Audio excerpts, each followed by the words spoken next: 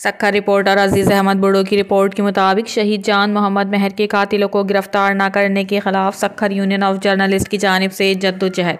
147वें रोज़ भी जारी रही। सक्खर प्रेस क्लब के सामने प्रेस क्लब के सदर आसिफ ज़हीर और लोहदी की क़यादत में 147वें रोज़ भी एहतजाजी अलामती भूख हड़ताल जारी रखी गई और शहीद जान मोहम्मद महर के कातिलों की गिरफ्तारी के लिए शदीद नारे लगाए गए। एहतजाज में शामिल सहाफ़ियों शहजाद ताबानी, जावेद जदोई, सलीम सहतव, उमर सोमरो, सहरिश खोकर, शौकत राबी, जलालुद्दीन भैयू, फारूक सोमरो, जवाद शाह, जावेद घनियो, यार मोहम्मद सोमरो, फ़कीर मुश्ताक मंगरियो, काजी ज़ियाउर रहमान, नासिर जाफरी, फजलुर रहमान कुरैशी, आसिफ महर, सलाउद्दीन समझियो, बाबर खोकर, नईम गौरी, सज्जाद संजरानी, GM शेख, औरंगजेब माखो, अनस मलिक, अकील कुरैशी, आमिर शेख, असगर अली अब्बासी, शाह वली असलम दाइयो और दीगर भी मौजूद थे। आसिफ ज़हीर, लोहदी और दीगर ने कहा कि अफसोस की बात है कि सिंध हुकूमत ने अपने वादे पूरे नहीं किए। सहाफ़ी के कातिल अभी तक आज़ाद हैं और उन्होंने कहा कि